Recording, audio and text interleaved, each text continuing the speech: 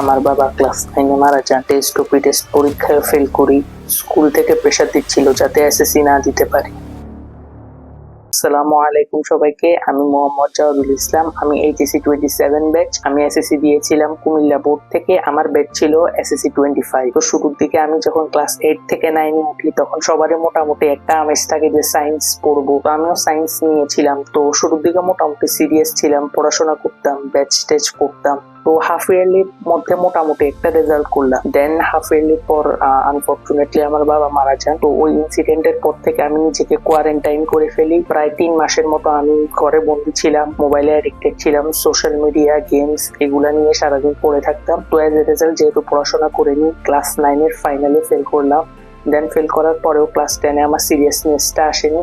As a result আমি class 10-এর test এবং pre test দোনোটাতেই fail করলাম। তো তখন অ্যাকচুয়ালি আমি কুল কিনারা খুঁজে পাচ্ছিলাম না। স্কুল থেকেও প্রেশার দিচ্ছিল যাতে এসএসসি না দিতে পারি। দেন স্কুল থেকে ফ্যামিলিকে কল করতেছিল। গার্জিয়ান নিয়ে যাওয়ার পর তারা আমাকে পরীক্ষা দেওয়ার পারমিশন দিল। দেন আমি রিয়েলাইজ করলাম যে আমার সিরিয়াসলি এখন থেকে পড়াশোনা করতে হবে। তো যেহেতু আমি পিছিয়ে ছিলাম, আমার কাছে সবকিছু এলোমেলো মনে হচ্ছিল এত পড়া কিভাবে শেষ করবো। দেন আল্লাহ আমার লাইফে আমার মেন্টরকে পাঠালো আমাকে পথ দেখাতে। ইশতিয়াক সাকিব ভাইয়ের কারণে আমার এসএসসি তে কামব্যাকটা দেওয়া হয়েছিল। সাকিব ভাইয়ের একটা মেন্টরশিপ কোর্স ছিল, ওটা নেওয়ার পর থেকে আমার লাইফ পুরো 180 ডিগ্রি অ্যাঙ্গেলে পাল্টে যায়। আমি যেখানে সারাদিন সোশ্যাল মিডিয়া অ্যাডিক্টেড ছিলাম, গেমস খেলতাম, সেখানে আমি ডেইলি 10 ঘন্টা করে পড়াশোনা করা স্টার্ট করি। সাকিব ভাইয়ের এসএসসি মেন্টরশিপ কোর্সটাই আমার জার্নিটাকে অনেক ইজি আর স্মুথ করে দেয়। তো কোন কোন সাবজেক্ট কিভাবে পড়েছিলাম সেটা বলি। বাংলা প্রথম পত্র, সমাজ, আরবি এগুলো আমি বইটাকে ভালো মতো রিডিং পড়তাম। দেন গাইড থেকে সৃজনশীল দেখতাম 15-20টা। তো অ্যাজ ইউজুয়াল আইডিয়া হয়ে যেত কোথা থেকে সৃজনশীল প্রশ্ন আসতে পারে। এমসিকিউর জন্য আমি বই রিডিংটাই পড়তাম। এক্সট্রা গাইড পড়ার যেহেতু টাইম ছিল না, তাই আমি বইটাকে বেশি প্রাধান্য দিয়েছি। ইংলিশ ফার্স্ট পেপার এবং সেকেন্ড পেপার দুইটার জন্য আমি ডেইলি একটা করে মডেল কোশ্চেন সলভ করতাম। এটাতে আমি হিউজ লাভ পেয়েছি, পরীক্ষার হলে কমনও পেয়েছি। আর রাইটিং পার্ট যেগুলো ছিল সেগুলো আমি বানিয়ে লিখতে পারতাম। Then math, higher math, physics, chemistry এগুলো আমি ভাইয়ার সাজেশন গাইডলাইন অনুযায়ী পড়তে শুরু করলাম। তিনি জিনিসগুলোকে অনেক গুছাই দিয়েছিলেন। অ্যাজ এ রেজাল্ট আমার জন্য অনেক সোজা হয়েছে এগুলা ধরতে।